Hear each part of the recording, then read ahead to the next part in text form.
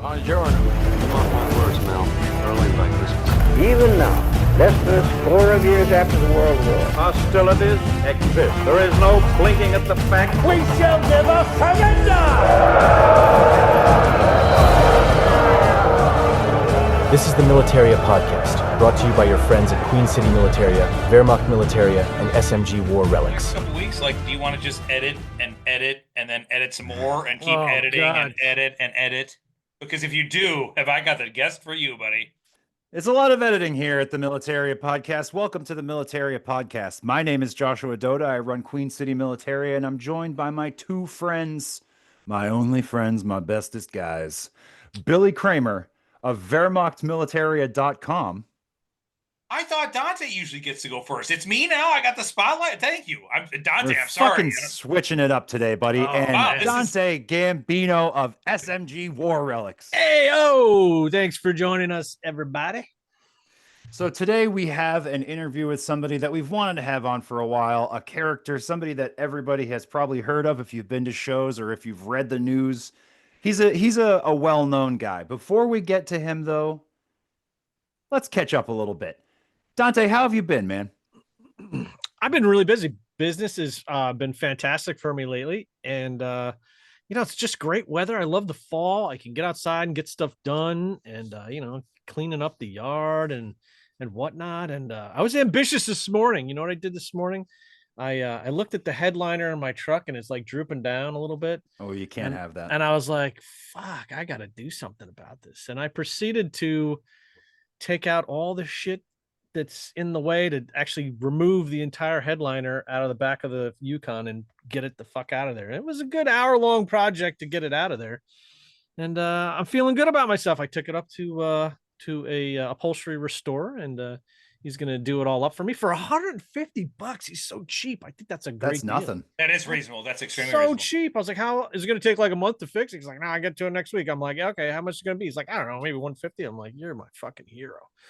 So, Nice, yeah, I just felt like I got shit done today. Oh, me and the missus went out and we picked out some new bathroom accoutrement. We're going to redo the bathroom. This is very like, I'm very it's husbandry stuff, right? So Sure. just getting shit done, being a good husband, If there's one way that I would describe you to my friends, if they said, who's Dante? What's Dante? Good What is Dante? I would say he's a homemaker. First and foremost, he's a homemaker. He's domestic. Yeah, sure. I am fully domesticated at this point in my life. There's no going back to the old ways. Bill, what about you, bud? How's things going over there? Good, man. I'm excited to hear Dante said he had a lamb on the spit. That's badass, dude. That's, Oh yeah, pre-show conversations, the lamb, yeah. Oh yeah, sorry. Yeah, we edited that out. So anyway, to get how am I doing? Well, I got back from Wilmington and did that, had good sales and good buying. So, got some new fancy stuff to throw up on the website, which is kind of a cool thing. And it's kind of funny because I had this amazing female camp SS jacket and I had it for sale at the show and a guy was going to buy it. And I'm like, you know what? I'm going to keep that. And because I love this stuff, man. And it was $8,000. And I was like, no, but fuck, I want it for me. I really thought about what it was. And I went through the period photos and, Ilsa Koch is wearing something very similar. And I was like, you know what? I don't have anything female in my collection. And again, disservice to history to only collect one side of the fence or not. So, I have two inmate uniforms and now I have the female camp guard as well. So that was kind of a big defining moment of like, $8,000 would be nice, but at the same time, it's like, it doesn't really matter what it's worth. If it's badass, I just keep it. So that is something that was a realization I had at Wilmington. And as far as like Dante saying like he got some shit done, I just hate that it's fucking getting cold. I really do. It's a bummer to me. I don't want 6 more months of this. I live in Wisconsin and the lake effect. Brutal, dude, I got brutal. 10 inches. I got 10 inches of snow just the other day, and my new house that I just built 2 miles away got 1.5 inches. Like, wrap your head around that. That's amazing, dude. We had flurries yesterday at work, and we were all like, "Oh my god, snow!" We were so excited about it. Dude, it went down to 40 yesterday here. The lake effect is real, but I have no desire for it to get cold. But at any rate, at least I got you guys to keep me warm and having fun. For sure. That's just some wholesome shit, man. I love to hear it. And also, that's some highly unique stuff. Female camp guard. Maybe you could take a picture of it, send me it, and do the little trick that you like to do so much? I would love to show it to you, like right about, I don't know what's that. It's gonna go this way, right here. Blink.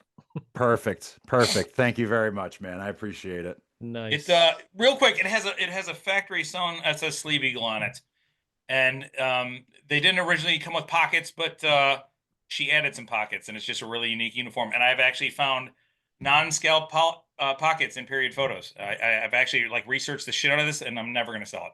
So Nice. it's that cool to me. Yeah. It's crazy that the trend of women's clothing not being made with pockets persisted even back in the 40s. You know what I mean? Because if a woman has like pockets on her dress or some shit, she's gonna tell you about it, man. Well, Josh, I I would like to ask you, what's your story these days? Dude, what's new with me? Yesterday, Carmen and I picked a date for the wedding. In fact, you guys were both in the chat, so you know this. We picked 2 dates for the wedding, and in I think what might be a militaria first. I don't know. Maybe I can't claim that. We've rescheduled the wedding so that I could make it to the Mac show. That's awesome that you did that. I can't believe you did that. That shows dedication to like that shows how cool Carmen is as a person of like, no, that's important to you and we need to do this. And again, I talked to my foliage expert. It's going to be a beautiful wedding. I'm excited to go there. Foliage expert. It's gonna be, yeah, dude. We had the foliage expert on speed dial, just fucking calling him up, be like, "Hey, what's the deal with them leaves?" 1-800 yeah. arborist. Dude, just call an arborist. You know what? I bet they would gladly take the call. Probably people aren't calling them a lot. They're probably a little lonely. But yeah, so we originally booked it, and then I was like, oh man, that's a scheduling conflict with the Max. And I see all these flashbacks of me on the show being like, I'm gonna be at the Max next year. Don't worry, next year I'm definitely gonna be there. And like, then not having you guys there, I was like, I can't do that. So we rescheduled the wedding specifically to make room for the Max show, so all the Militaria family could come out, and then we could all go to York, Pennsylvania. I did offer Carmen, do you want a honeymoon in York, Pennsylvania? And she said no. Good for her. Good for her. But she did tell me she doesn't care if I go down the next weekend, so I'll be there.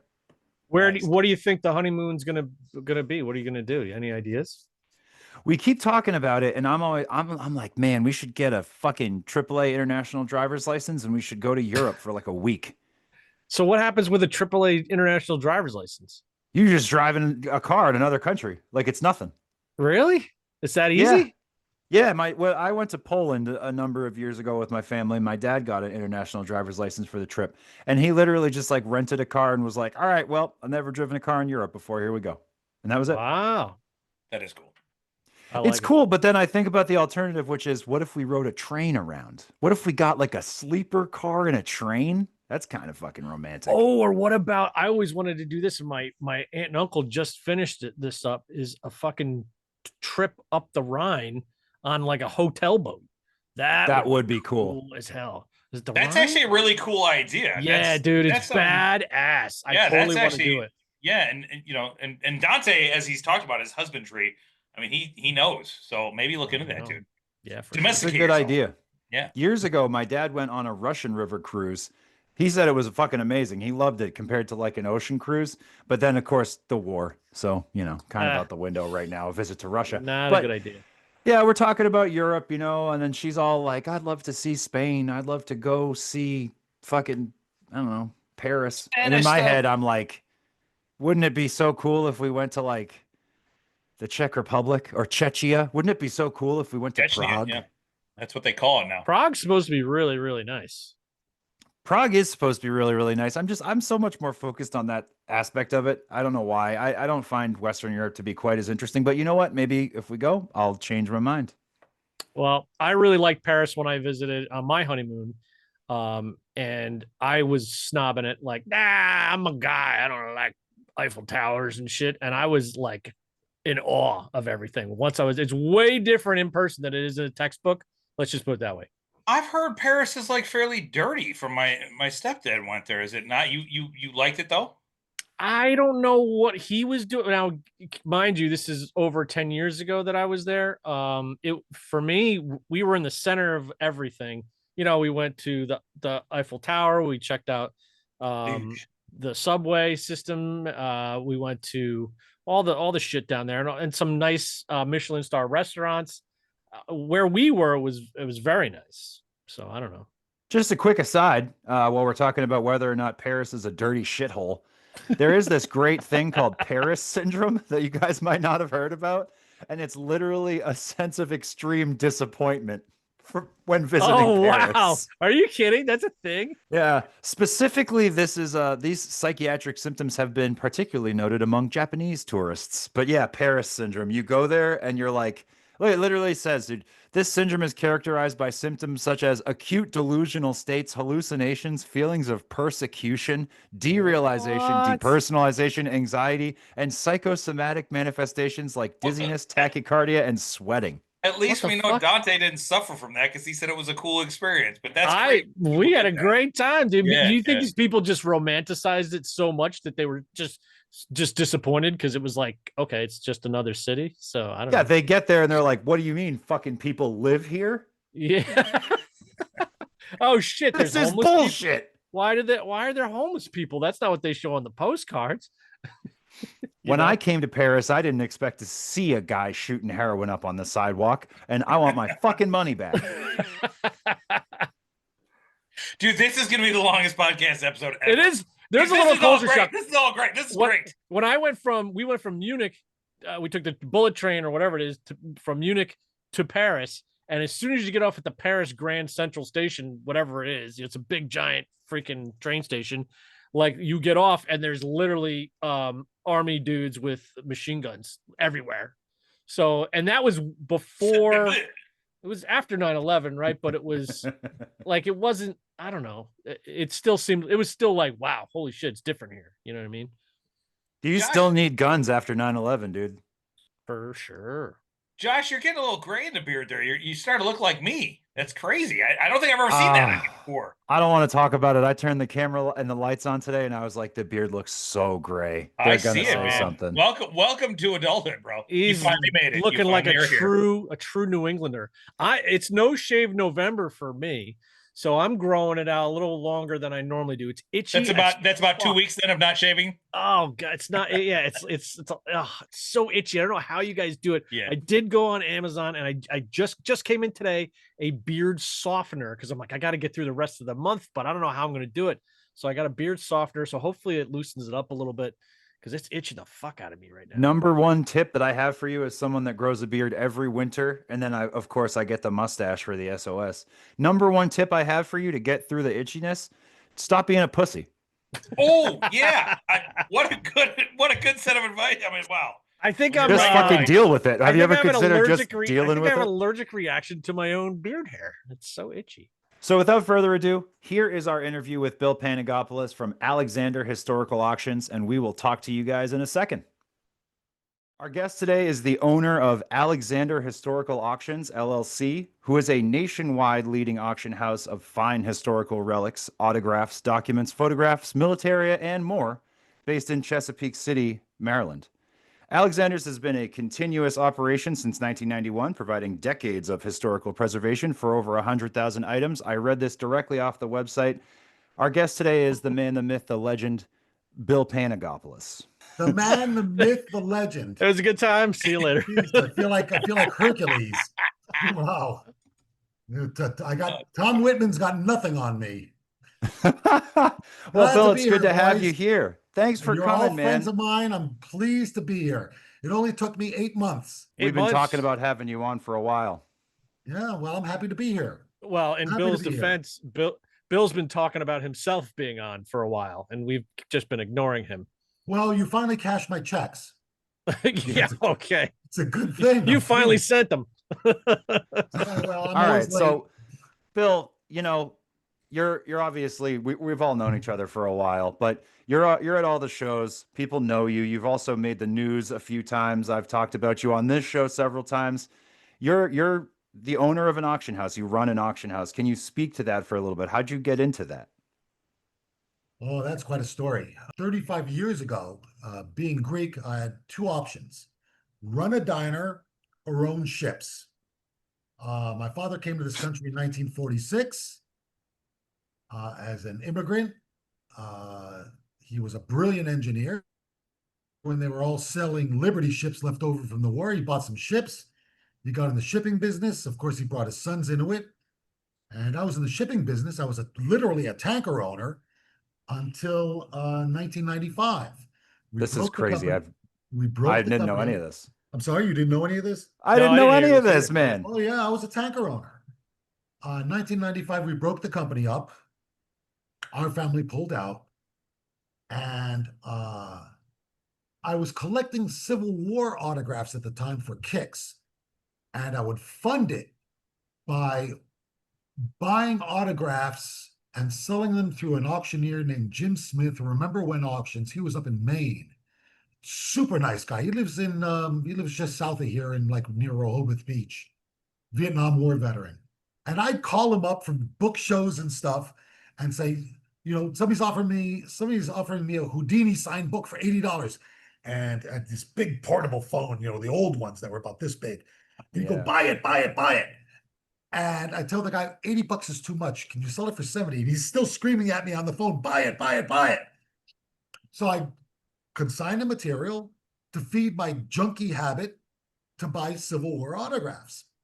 Well, when I got out of the shipping business, I said, Jim, I don't have enough money, to stay in shipping. That's, you need millions and millions of dollars. I said, what should I do? He said, why don't you become an auctioneer? You love this business. I said, okay. Fucking that was it, huh? That was it. My first catalogs were done from a one-room office in Connecticut. And I had a customer named George Hollingsworth. He's still in the business. He lives down in Mississippi, Moss Point, Mississippi, wherever that is. And I said, George, I could use somebody to help me, run the show. He said, I'll be right there.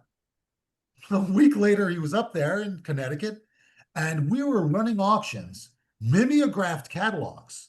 Computers didn't exist then. There's no This internet. is There was no fucking computer. ancient history, brother. This is on legal pads.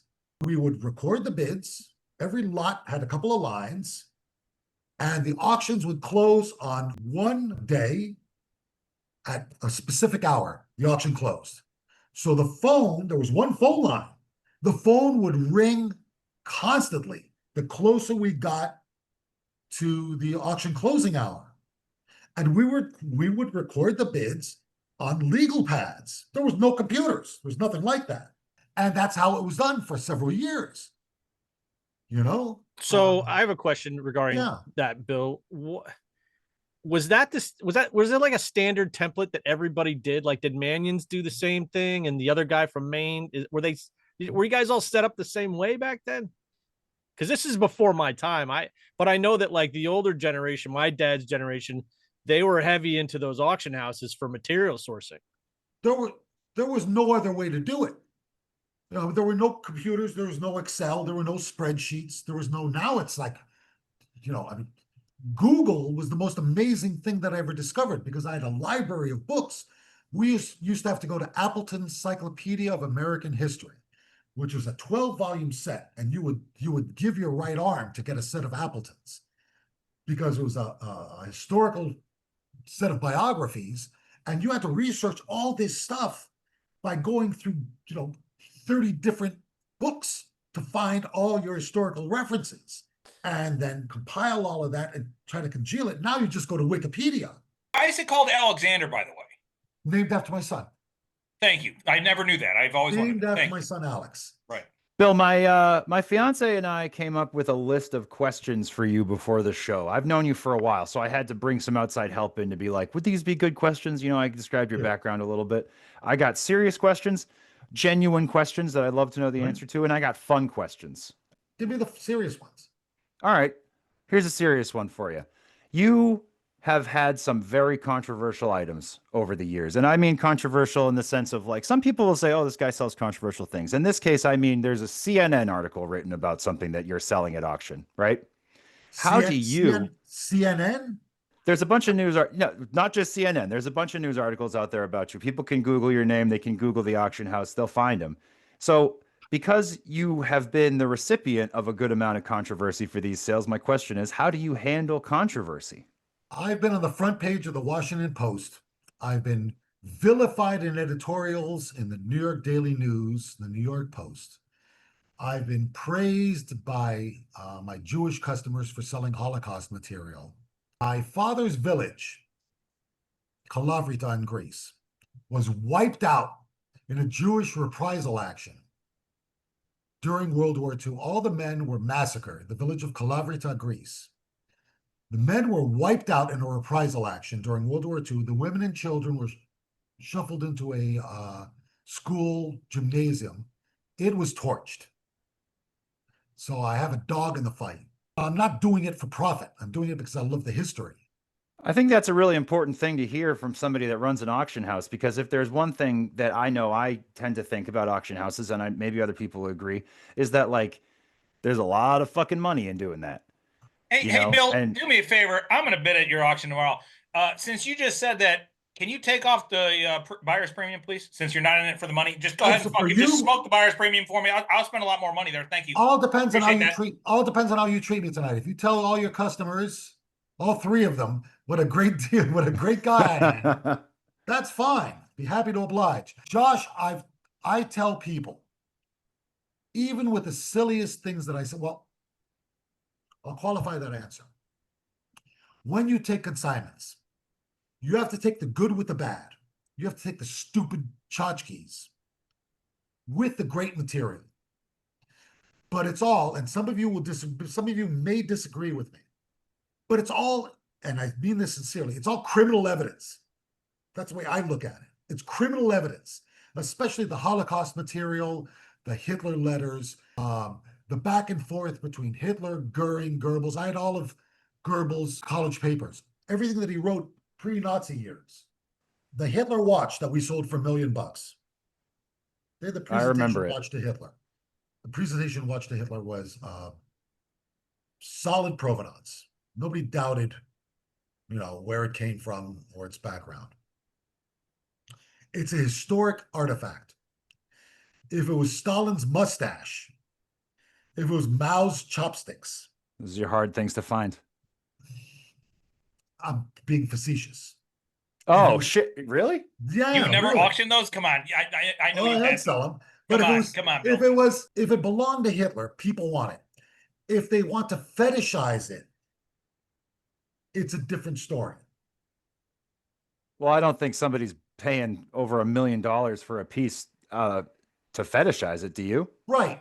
So you have to take good history and good history with bad history.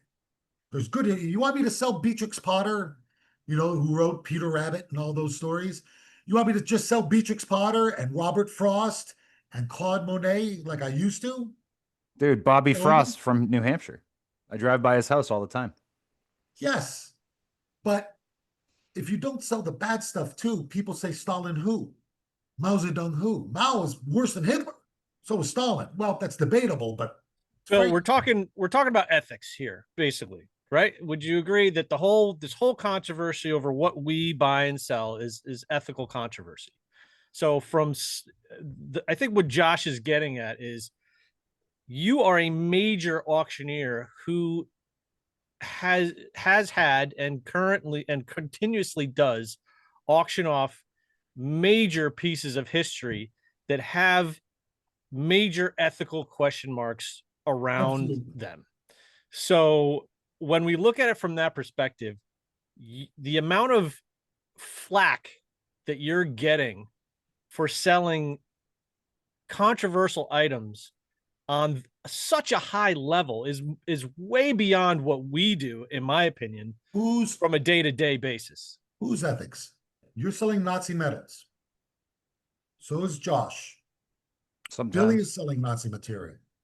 It's just a degree. The sin is the same. We're not doubting the sin is the same, but how are you handling these, for lack of a better word, like attacks? You get attacked. You put something so crazy on there that's vilified. Give me an example. Hitler's watch, the phone, like all these things that have the phone's a good one. Direct connection to Hitler. Toilet which seat. Just a minute. Toilet, whatever, Ava Braun's underwear, whatever it is. Have any of you ever sold any Hitler silverware? Yes. Okay. What's But the difference? the difference is you're in the limelight and you're getting front page news. Okay. I'm taking the flack for you.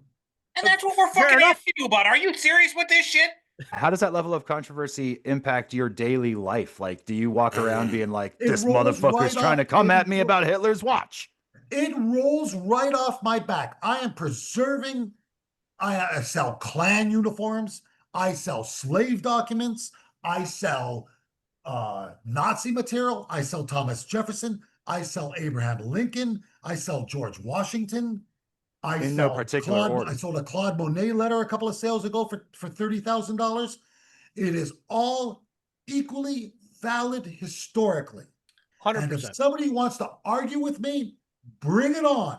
The man who attacked me for selling, there was a rabbi in Belgium who attacked me for selling in a public forum in the news, attacked me for selling Hitler's watch. And I said, Rabbi, let me debate you publicly. And he agreed to do it. And then he withdrew, or it was, too much time passed. He bitched out. No, he didn't. He didn't wimp out. You bitched out. I what? Who bitched out? Neither one of us. It just kind of expired. I'll debate anybody. The ethical validity of selling Stalin, Mao, or Hitler versus Washington, Mother Teresa, or the Dalai Lama.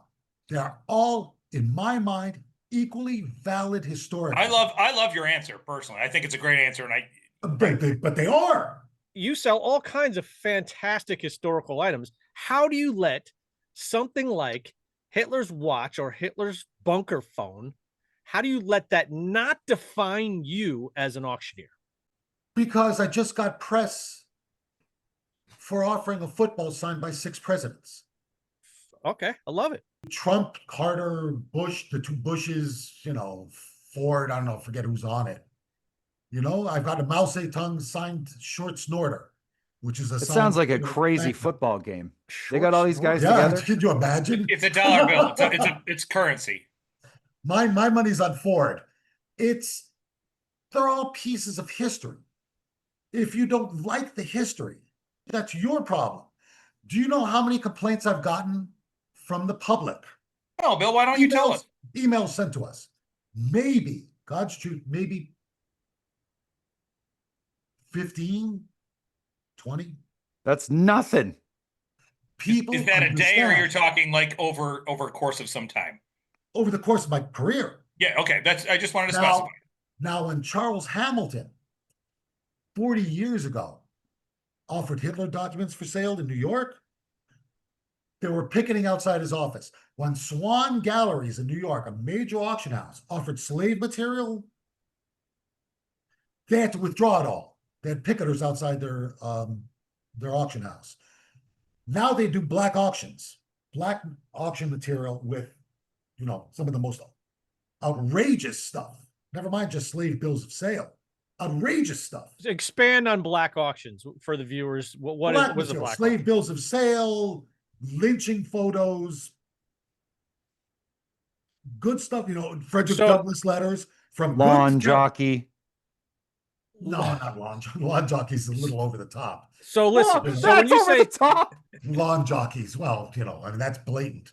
Bill, you say they do black auctions, so they have uniforms. Klan uniforms are history. Right. Lawn jockeys, although my neighbor had one when I was a kid, but he painted his face white. Woke, dude. And that's 1965. Herman Darvik, and as I said to you earlier, I'll tell you a very quick story. Herman Darvik was the premier auctioneer after Charles Hamilton in New York. And Herman told me himself, rest his soul, he said, before I sold my first Hitler document, he said, I asked my mother, who was a camp survivor, Mom, I want to sell a Hitler document in my auction, but I need your approval. She said, and he put a Jewish accent when he was imitating her. I won't try to replicate it. Herman. I'm not going to do it. Resist. Immediately does it. Resist. That's just a nod to Herman, who I love like a brother. Herman, If those people knew that you had this document, let alone that you were making money selling it, they'd be spinning in their graves. Mazel tov. Sell it and make money from it. The funny thing is about that perspective is a lot of times you get the complete opposite perspective, which is, God forbid you make money off of an atrocity. Yeah, I hear that one a lot from friends. I get that. I sold Joseph Mengele's journals when he was in South America, which also explained how he got out of Germany using a pseudonym. You don't want this out there? You want it sold under the table at military shows where they're going to end up in God knows whose hands? Those journals went to Stanford University.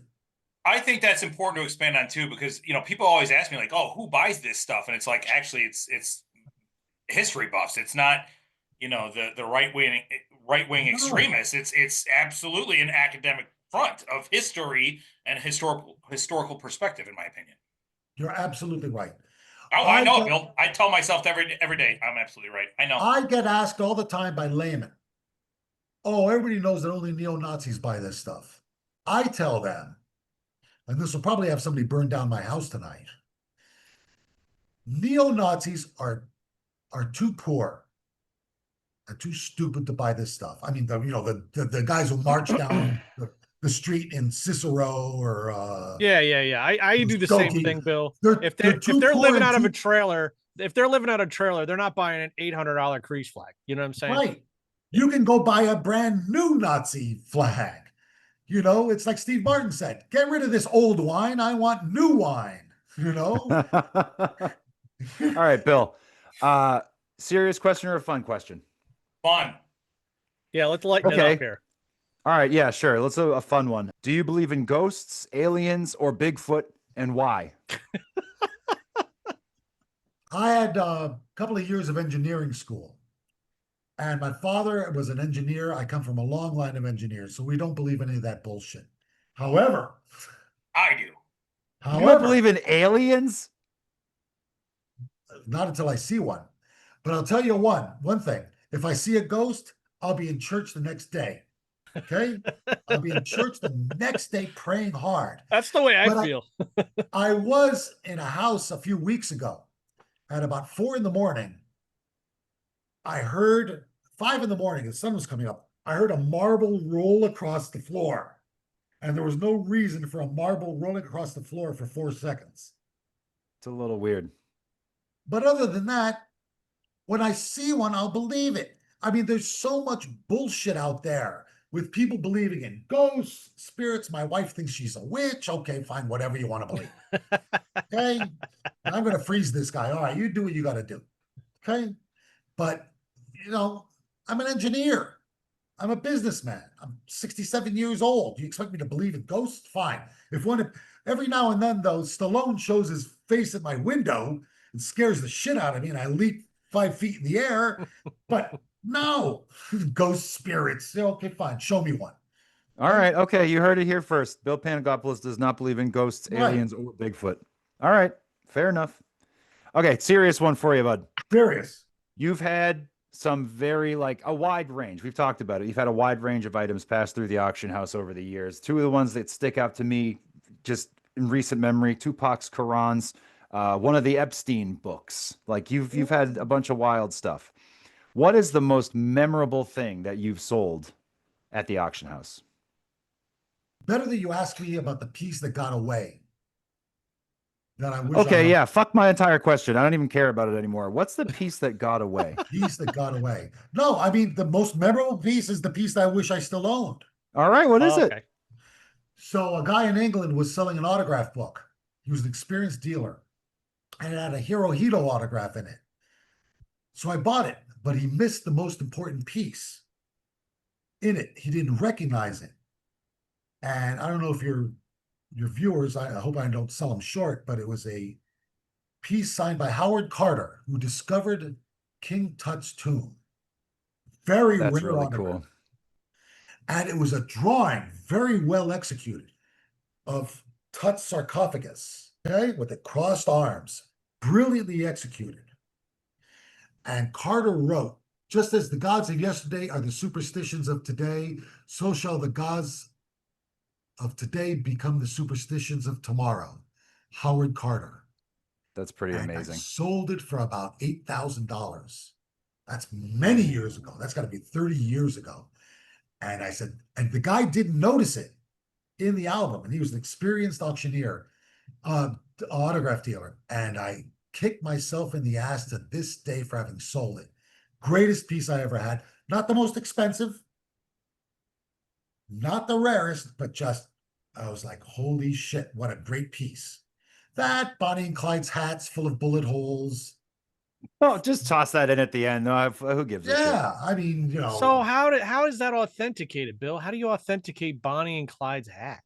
Provenance. provenance. Yeah, provenance. Provenance. So just I can't recall. I can't an think back that far. unbroken connection all the way back. It can be broken. It's broken in places like the Hitler sketch we had today. I've spent with one potential bidder, I spent 6 hours on the phone with him. What about this? What about this? What about this? What about this? And we spent 6 hours on the phone going over it. Okay, is it unbroken? No, it's not unbroken. There is a break in there. But I said the totality of the evidence supporting this thing being legitimate is such that I'm offering it for sale. But you present things with the evidence you have at hand. You do your due diligence. You gather as much evidence as you can. If it's not sufficient evidence to convince you, you shouldn't sell it. All right, let's do a fun one.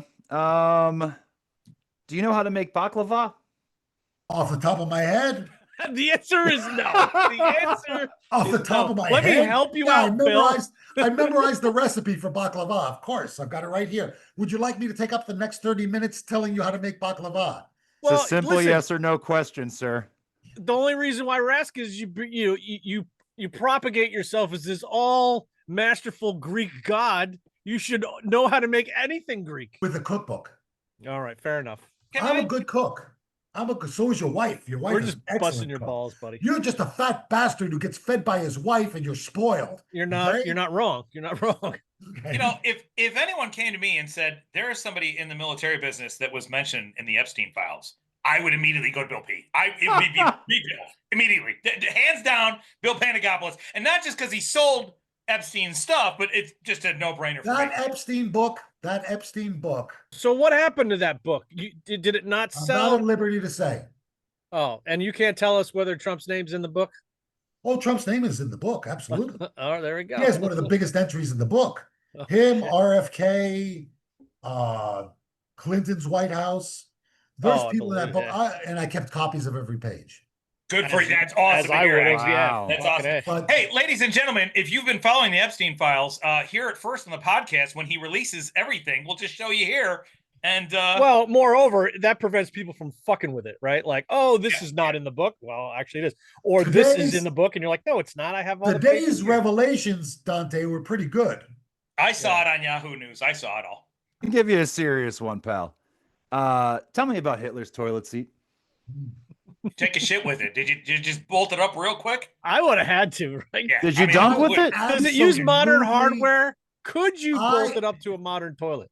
I absolutely loved that lot, and one of the great failures in my life was not buying that and hanging it in my bathroom. Well, Right? what was the story? It was a shipyard, I think. It was that piece came out of it was a one-piece consignment. It came out of a veteran's basement in, I don't know what state it came out of, some nondescript state, maybe, I don't know, New Jersey, I'm just guessing. It was hanging in his basement. It was in a black frame with old glass in front of it. And the guy's photo was set in the frame with him outside the Berghof. Holding a Okay. toilet seat or what?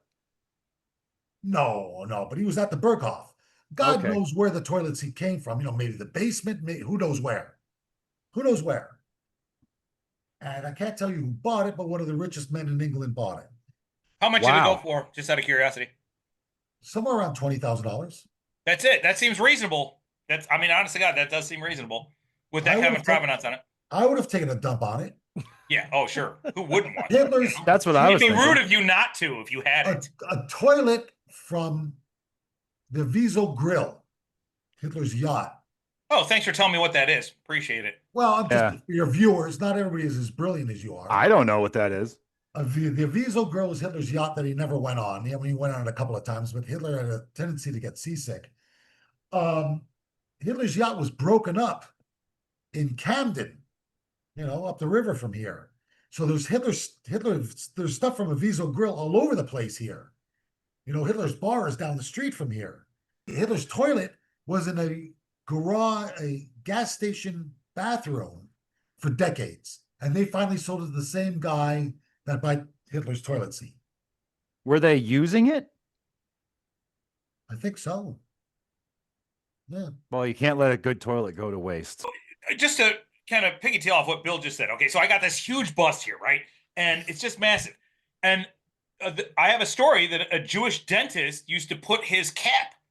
He would go to work and put his hat on Hitler's bust, and it was in his office at his practice for years, and that was Hitler's head, and that's what he would do. He was the Jewish dentist who brought it back from the war, and so kind of like what you're saying with the toilet was just there, and it's like, oh yeah, it's Hitler's toilet. Just a fun question that's tangentially related since you brought up the yacht. Would you buy a boat? I've owned boats all my life. I absolutely. You own a boat right now? Yeah. I've had 30-foot boats, 13-foot boats, 15-foot boats, 20-foot boats. I forgot the tanker thing. We just learned that. I didn't know that when I wrote these questions down. Fish. If I didn't own a boat, if I can't get out on the water, I'll go out of my mind. If you put me in Ohio, where I was 24 hours ago, I'd go out of my mind. Oh, we got this big lake here. Lake? Are you kidding me? Get me on the water. This not. I'm on a Chesapeake Bay Thanks now. for inviting me out fishing, Bill. Well, since you told me my cooking sucks, you'll never come fishing. You can go out in Lewis where you live. I feel like off a dock. When I put stuff in your auctions, I'm fishing all the time. Maybe I'm going to get paid today. Tomorrow. Now you'll never get paid. I'm getting You are paid. never going to ever be paid by me for anything, like the rest of my consigners. What's your current boat's name? My boat? Yeah. My boat's name? Yeah. Fuckface. No, that's not your boat's fucking name. I've never named a boat. My last boat was named Chesapeake. That's bad luck. What do you mean you've never named a boat? You know about the Chesapeake? Good for you. No, I mean, I think it's bad luck to not own a boat. I think you're supposed to do it. To not name a boat? No, that's nonsense. That's nonsense. I have a boat. And I named it Winzig, and we could just show it real quick right here. And that means tiny in German because it's a hilarious little 14-foot aluminum boat, and I think it's hilarious. That's fine. Yeah, I love being on the water, dude. I love it. Got a little trolling motor. I got a 6-horsepower Suzuki, and I have more fun with the 6-horsepower Suzuki. I mean, it's a blast, dude. It's a blast. I had no idea that Billy. I've been on a boat since I was 12 years old. It's a blast, man. It's a blast. Absolutely. Next question. You've been on a boat since you were 12 years old, dude? Absolutely. Get off the fucking boat every once in a while. What's wrong with you, dog? Are you kidding? There's nothing better than being on the water. That's why he can't stand up straight. You ever see him try to walk? What on earth made you ask me whether I owned a boat? When my fiance and I were talking, well, it is a good question. Thank you for saying that. When my fiance and I were talking before the show, I was like, what should we ask Bill? And she was like, ask him if he would ever buy a boat. She's in the other room right now. She can probably hear me. She knows the answer now. Have you ever owned a rabbit's foot? When I was a kid, yeah. Yeah. Who's asking the questions around here? Hey, punk. Okay, continue. What a boomer thing to say, punk. You fucking got me, dude. Punk is a good word. Punk is Shakespearean. Is Goes back it? to the days of Shakespeare. No, it doesn't. Does it really? Absolutely. Goes back to the days of Shakespeare. No shit. So now I gotta what do I have to read to find it? Is it in multiple Shakespeare works or you don't? I heard it in a Shakespearean play, and I was knocked out. No shit. You punk. Yep. All right. Shakespeare uses punk with its original definition of female prostitute. Oh, I didn't know it was a hoa. I had no idea. But Tony, she was a hoa. In Shakespeare's work, All's Well That Ends Well, he refers to someone as a taffety punk, which means a well-dressed whore. Nice. Whoa. Sounds like my kind of lady, honestly. I do like a now it's even better. You punk. Let me give you a serious one here. Okay. What is your favorite This is kind of serious. It's more of a Ice genuine cream. question. What's your favorite show memory? You're at all the shows. We've talked about shows a little bit here on the podcast before. Why don't you wow. weigh in? I know my Bill, let me Yeah. preface this by without dragging somebody through the mud, okay? Because I know the shows No, get a little you crazy said sometimes. favorite show memory, not most distinctive show memory. So we're not Oh, going to go okay. there. Okay. My favorite show memory is the videos that I did with Billy Leroy, which I find are just the most hilarious things ever. And I love Billy like a brother. I don't know how many of your 25 viewers know Billy Leroy. It's almost 400, sir. Okay, Is take it it really? back. I Take it love back. I love Billy Leroy like a brother. He's going to be here tomorrow to bid in my auction, unlike you guys. But Billy Leroy is just hilarious, and he films me, and we put on this shtick. His videos of me and him interacting, especially with Arnold Meisner, who's a British military collector. I enjoy those more than anything. My favorite show memory, that's probably it. My other favorite show memory is every show I go and sit down next to Tom Whitman and abuse him as horribly as I can. And he dishes it out to me, and then I give him a big kiss and the most expensive cigar I have with me. And we decry the youth that have come into the business and how they're ruining the trade. But other than that, we have a wonderful time. You guys, listen, I give you guys credit because you sell quality goods. Here comes the plug. Here comes the plug. You guys sell quality stuff. At least your stuff is vetted. You know, at least your stuff is real. It's unaffordable, but it's real. So Bill, this is a great segue. What's your perspective as an auctioneer walking around the shows, trying to find quality material? What to auction off? What's it look like from your angle? It's getting harder and harder to find good material at shows. First of all, everybody's an auctioneer, and stuff is getting more and more.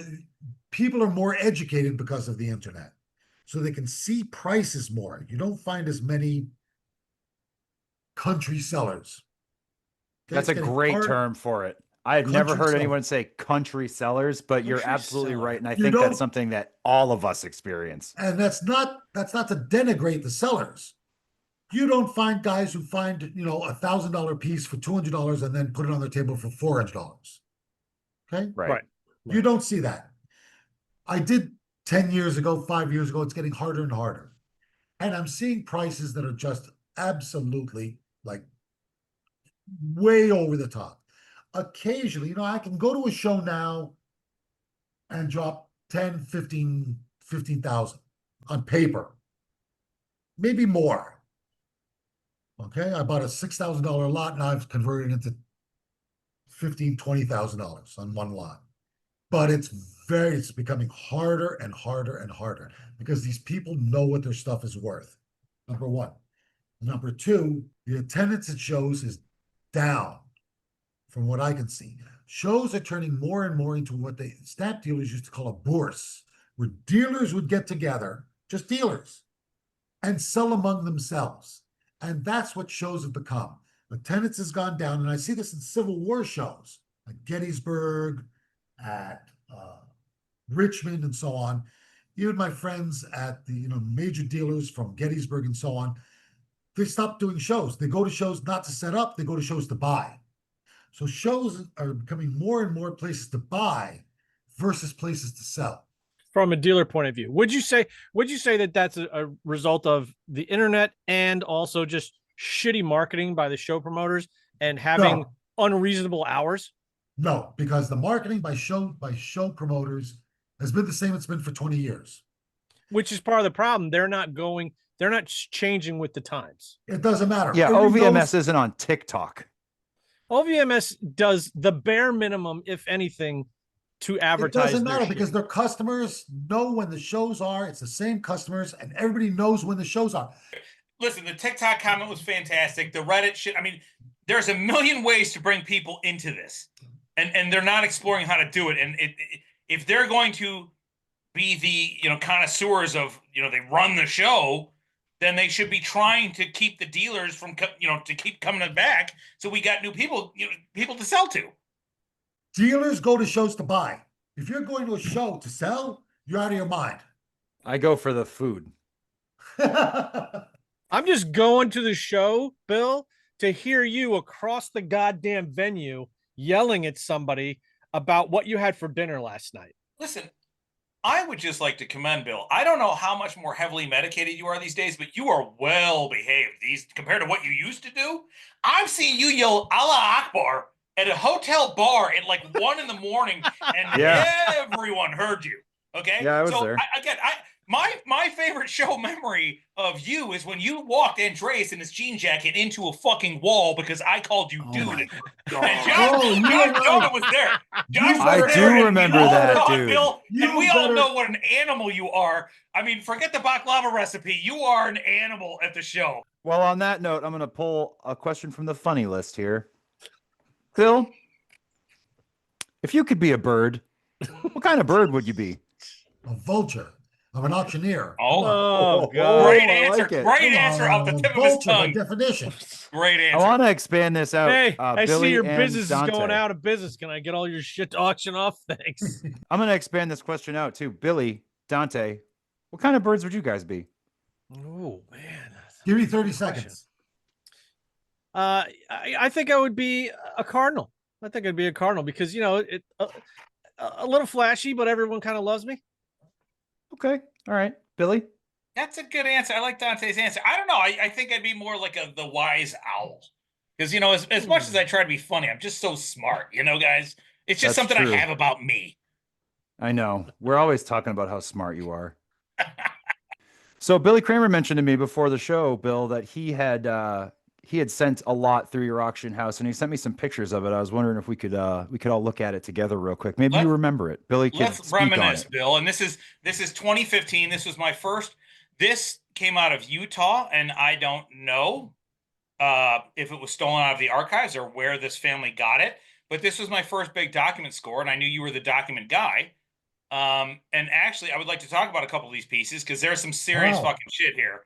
I've got Goering, I've got Himmler, I've got Kesselring, Yodel's in there, Dönitz, Hitler several times. I got a Guderian. And so this came from a family. That's nice stuff.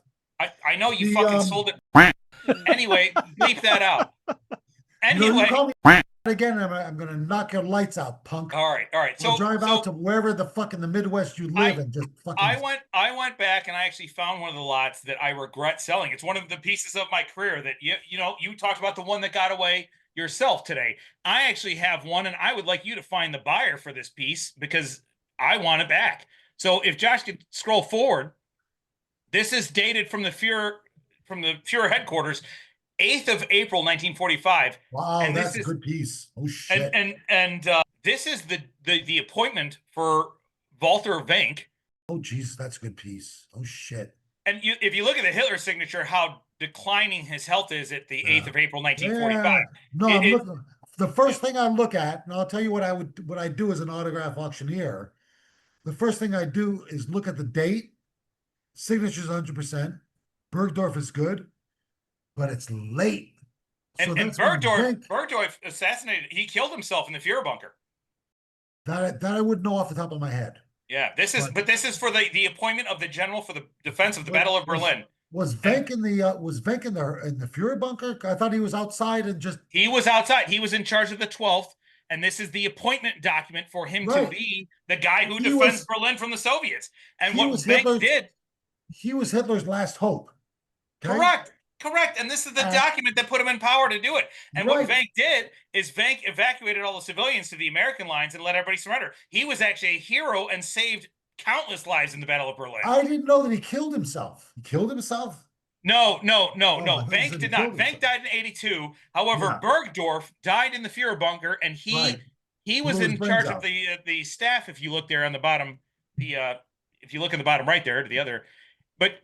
The next image I have, if you go forward one, this is watermarked by me. But if you look at that signature and how not characteristic of Hitler's signature it is, you just see it's Parkinson's and losing World War. And I sold this piece through you, and I've regretted it ever since because this is a very historically important document. It's a And, very good document. Yeah, But I that's know. a Don't long- I know, Bill? When did I sell it? In 2015, sir. What did it sell for? Not enough goddamn money, Bill, Well, because I'm that's still. it's 10 years ago. Yeah, no, I know. Don't I know it? And you just told me how soft the market was. And when you get back to the office tomorrow, go ahead and find out who this buyer was, and we're going to reach out to them. And I would like to buy it back. Send me an email. Billy, I want to I buy will. this. I Send will. me an I email. will send you an email. I'll send you an email tomorrow, Bill. And I have one other document to show. So that's Walter Vank, and that's what's Yeah. interesting about this photo is if you look at his breast eagle, it's just it's the enlisted version of the Waffenrock breast eagle. It's just the standard That is enlisted interesting. rank Waffenrock eagle. It's not some fancy gold eagle, which is very cool to see. That most people would say, "Oh, a general never would do that," and there's a period photo of him wearing one. Go forward one more, Josh. That's Bergdorf. He assassinated himself in the Führer bunker. Damn, dude. He was a fanatical Nazi to the end. He was with Hitler when he died, and yep, that's his story. So that is who else signed that document. And then there's one more document that this one's awesome. This is dated, the 8th of May, which VE Day is right around the corner. And this is Dönitz and Keitel signed this. This is after the war ended, and he's appointing somebody in the Kurland pocket for promotion. So that guy's still fighting the war in the Kurland pocket, and he's getting promoted as the war ends. Wow. And that's Keitel there at the bottom. General Feldmarschall Keitel. I sold this for you. You sure did, baby. Did a great job. Thanks, Bill. I don't recall that document at all. I'll send you the fucking link to when it was in your auction. I'll send you a fucking beating, okay? Bill, I got one more question for you. It kind of leads into what we were just talking I about. love and you, Josh. I love you too, bud. And it's a simple question. Will the you have question my is, baby? no, we talk about that after the show.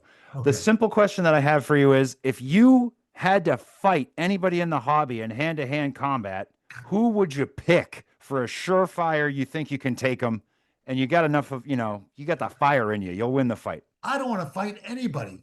I'm the friendly auctioneer. You tried to literally fight me in a hotel room one time. Oh, so we have Well, to. who among us can say that we haven't done that? I don't want to fight anybody except Billy Kramer. And if you take Billy Kramer out of the equation, I would fucking wreck you, Bill. You would. Yes. Oh God, I could say so many things. All Don't right, open are we yourself about up to done? that. Don't open yourself up to that. Listen, All we right. were just talking about how to get more You people listen into to the me, shows. you. If there was like a Sunday, Kramer versus Panagopulos. That would One draw. time. That would draw. Yes. Yeah, yes. That would I would draw. go. Maybe we figured it out. It'd be Oh, like man. that dope internet guy who fought the boxer. Who's the dopey guy in the internet? who Jake fought Paul? some- Yeah, Jake Paul and Mike Tyson. Yeah. Those two fucking idiots. They made a lot of money though. We both would collect a big paycheck and then go home happy. That's All what right, I'm in it boys. for, buddy. Well, you guys heard it here first. It sounds like this SOS expect the Billy Kramer versus Bill Panagopulos boxing match. We'll see you guys all It would there. be like Butterbean versus Muhammad Ali or something. It would just be ridiculous. Bill, thank you so much for coming on again. Thank you for your time. It's been fun. We're definitely going to have you back on in the future. I need to hear more of this wisdom in a future episode. Have a good evening. No, this was a lot of fun, Bill. Thank you again, man. This is awesome. And Thanks, all buddy. three of you can go fuck yourselves, okay? Duly noted. Duly noted. Wow, that Bill is sure a fucking talker. I'll tell you what. Bro, I love Bill P so much. I'm so glad that he could come on the show and we could find out what kind of bird he would be. This is stuff that I've wondered about for at least 3 hours now. he's a little long in the tooth, if you know what I mean, like winded wise, but whoo, my goodness gracious. I don't think there's anyone who's more rough on the edges, but just is like a total sweetheart at the end of the day than Bill P. I mean, he is. He's a great dude. I mean, we've butt heads is. we're going on better half over a decade at this point, and we've had some serious arguments. But at the end of the day, I love him. He's a great guy, dude. Yeah, Glad to yeah. have him. Well, he's definitely an acquired taste, and it's a love-hate relationship I think most of us have with him. Wow, what a character, and he's become really a show icon in terms of just the culture and the hobby as well. And don't let anyone fool you. Whenever I have paper, I go to Bill P. as far, I mean, he has some things in his auctions like, the toilet seats. I don't need a toilet seat expert per se all the time, but I do need a paper guy. And Bill P is an expert at autographs and paper. And it's Andreas too. He taught him very well. That was his protege for years. And they are both my go-to when it comes to actual like authentication of signatures. And if they don't give it their blessing, I do not sell it. Nice. Bill is a super knowledgeable guy. Yeah, no, very fortunate to have him on the show. He's when you say that he is part of the culture of a show, I think that's so fucking accurate. If I go to a show and Bill P's not there, it is not a show. Yeah, I mean, you talk about things that you look forward to at a show, and there's certain characters that you're like, oh, he's always there, and I love that he's there for these reasons. His personality, his character, the big what if factor with Bill, like what's he gonna say? Like, you look forward to those kinds of things. The more people that are like that at any type of an event, but especially in our business, the better. One time at a show, I saw Bill P take a sword blade out of his sheath, and he's like looking down the edge of the blade. And I know swords, and it's like, what the fuck are you even looking for? And he's just like a child in the kid. He has no clue what he's actually looking at when it comes to swords. But he's sitting there like looking at this, and it's just like, oh, you look like an idiot. But when it comes to paper, he's pretty spot on.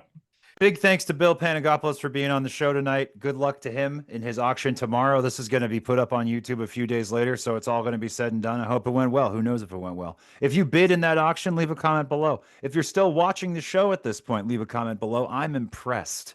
As always, my name is Joshua Doda. I run Queen City Military, and I'm joined today by my two good pals and buds, Billy Kramer of Wehrmachtmilitaria.com. Again, I never get to go first. This is so exciting. Good night, everybody. Thank you for hanging out. This is a long episode, and we apologize. Bill has a lot to say.